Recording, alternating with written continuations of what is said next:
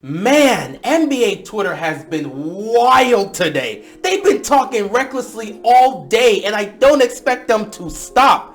CP3 has been getting slandered left and right since this morning, and they continue to slander him. Like I said yesterday, his legacy will forever be tarnished because that's the 5th time he's blown a 2-0 lead. He also has a 3-1 lead choke on his resume as well. He's been in a lot of situations where his team has choked down the stretch, and it's been bad on him. But to have 5 2-0 leads in the series choked, that ain't looking good on CP3.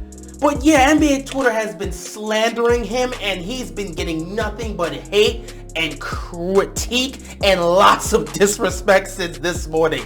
And the man who's responsible for this slander is one Patrick Beverley.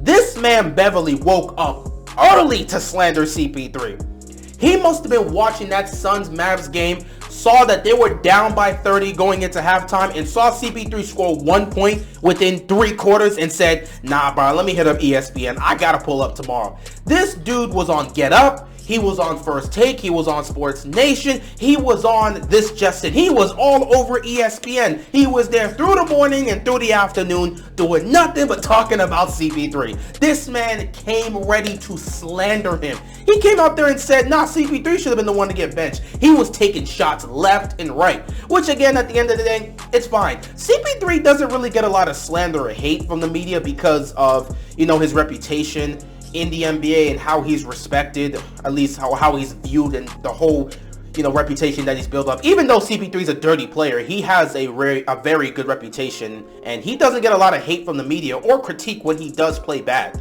So Patrick Beverley said, nah, I see all this mess and I'm gonna call it for how it is. Now, he was brutal today. I'm not gonna lie, he was brutal in how he presented it, but a lot of the things he said were pretty factual. I mean, a lot of things he said was no different from what I said, what from other people said. We are not surprised by what Patrick Beverley said. Now, the way he said it, the aggressiveness he showed, the shots he was taking, yeah, it was clear as day. He had something to say. He got some anger, some venom deep inside him for CP3. But man, he was speaking some facts. I ain't gonna lie.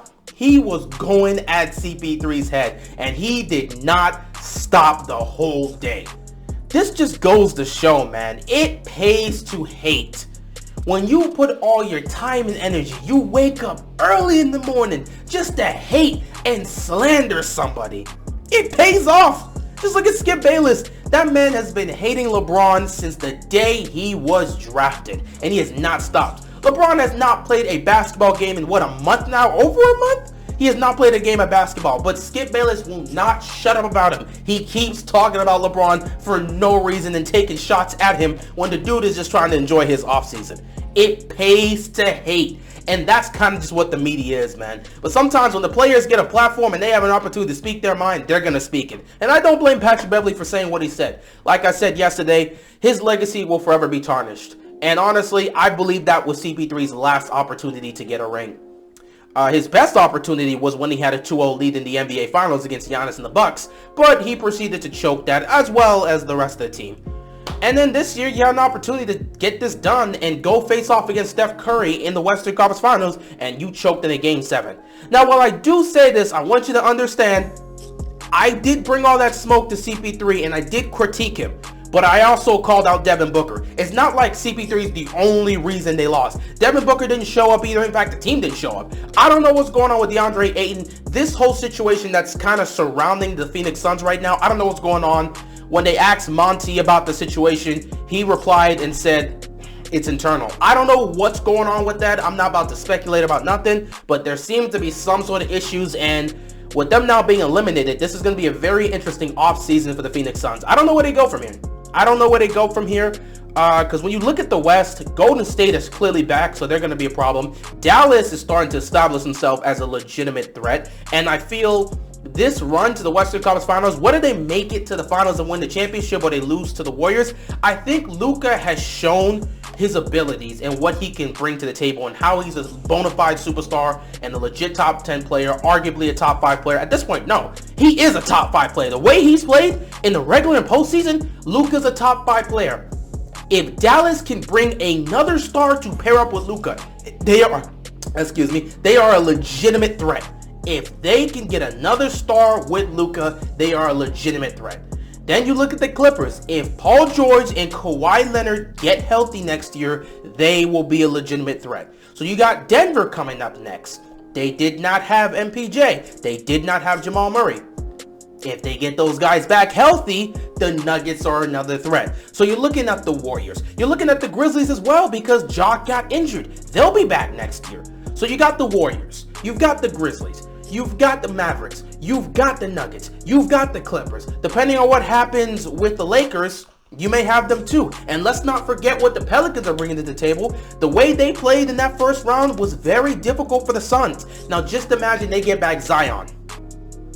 That Western Conference is going to be very competitive. And I do not know how the Suns will fare against those teams.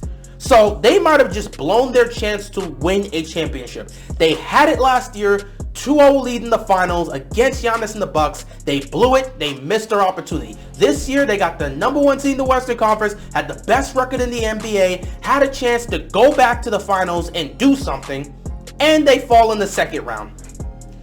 They're going to have to make some changes. I have no idea what's going to happen. Trades may be made.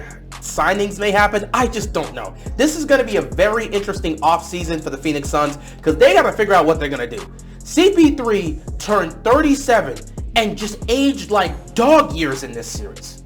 And of course, right on time, like many predicted, after the series was over, we hear reports that CP3 was dealing with some sort of quad injury. Yeah, I'm not going to sit back and say he was or he wasn't. But for that to come out after the series, really? So you were dealing with a quad injury and you were playing out there? Nah. You know how it is. If you're out there, all we see is Paul in the back of that jersey, man. You got to produce. And if you're not producing, you as the leader of the team, if you're not helping them, do what's best for the team and sit down. Because you weren't doing anything. Why are you playing all those minutes if you're not providing anything offensively or defensively? What were you doing out there? That's what I would have to ask.